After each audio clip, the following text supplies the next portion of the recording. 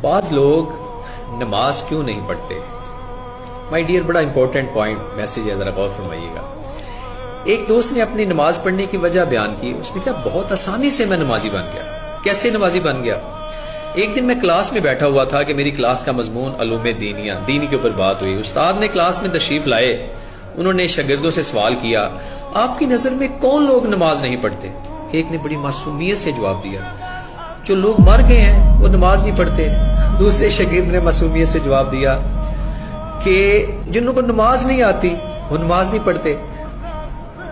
تیسرے بچے نے اپنی جگہ سے کھڑا ہو کر نہایت معقول جواب دیا، جو لوگ مسلمان نہیں ہیں سر وہ نماز نہیں پڑھتے۔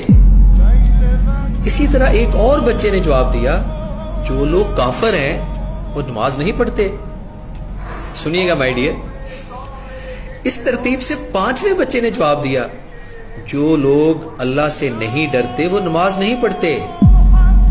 تمام شاگردوں نے اپنے اپنے نظریات بیان کیے، لیکن میں سوچوں میں ڈوب گیا کہ ان میں سے میں کون سا ہوں؟ آیا میں مر گیا ہوں؟ نہیں تو۔ آیا مجھے نماز پڑھنا نہیں آتی؟ آتی ہے۔ آیا میں مسلمان نہیں ہوں؟ الحمدللہ میں مسلمان ہوں۔ کیا میں اپنے پروردگار سے نہیں ڈرتا ہوں؟ آیا مگر میں کافر ہوں؟ نہیں، نعوذ باللہ، میں مسلمان ہوں۔ پھر میں کیوں نہیں نماز پڑھتا؟